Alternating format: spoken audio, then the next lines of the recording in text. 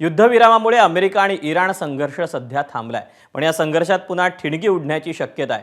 नुकत्याच घडलेल्या नाट्यमय घडामोडींमुळे थांबलेलं हे युद्ध पुन्हा सुरू होऊ शकतं। नेमकं काय घडलंय? ट्रम्प यांनी इराणला पुन्हा काय इशारा दिला? पाहूया।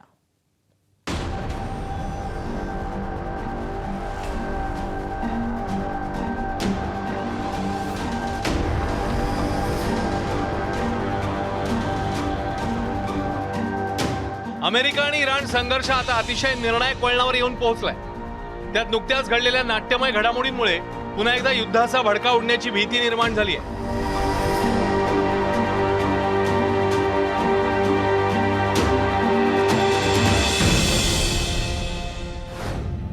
अमेरिकेचे राष्ट्राध्यक्ष डोनाल्ड ट्रम्प यांनी सोशल मीडियातनं इराणला थेट धमकी दिली आहे। त्वरित निर्णय घ्या, अन्यथा इराणमध्ये काहीही शिल्लक राहणार नाही।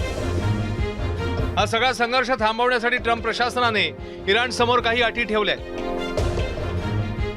इराणवरील बॉम्ब हल्ल्यात झालेल्या नुकसानाची अमेरिका कोणतीही भरपाई देणार नाही।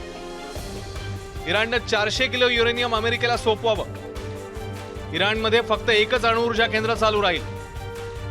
इराणच्या जप्त मालमत्तांपैकी फक्त 25% परत मिळतील। पण इराणने या सगळ्या अटी अवाजवी असल्याचं सांगत त्या फेटाळून लावल्याची माहिती आहे। उलट इराणने पाकिस्तानच्या माध्यमातून अमेरिकेला एक सुधारित शांतता प्रस्ताव पाठवल्याची माहिती आहे। इराण आणि अमेरिका यांच्यातलं युद्ध आणखी पेटण्याची शक्यता आज घडीला निर्माण झालेली आपल्याला दिसतेय। इराण समर्थित प्रॉक्सी ऑर्गनायझेशननं अमेरिकेचा मित्र युनायटेड अरब एमिरेट्सच्या बराक न्यूक्लिअर पॉवर प्लांटवर हल्ला केला आणि सुदैवानं यात न्यूक्लिअर रेडिएशन जरी झालेलं नसलं तरी अत्यंत महत्वाच्या अशा UAEच्या पॉवर प्रोजेक्टवर हल्ला करणं हे या सगळ्या युद्धामधला अत्यंत महत्वाचा टप्पा मानला जातोय। दरम्यान काल UAEवर झालेल्या एका हल्ल्यामुळे दोन्ही देशातला तणाव आणखी वाढलाय। UAEच्या बराह अणु केंद्राजवळ 3 ड्रोनद्वारे हल्ला करण्यात आला होता। यामागे इराणचा हात असल्याचं अमेरिकेचं म्हणणं आहे।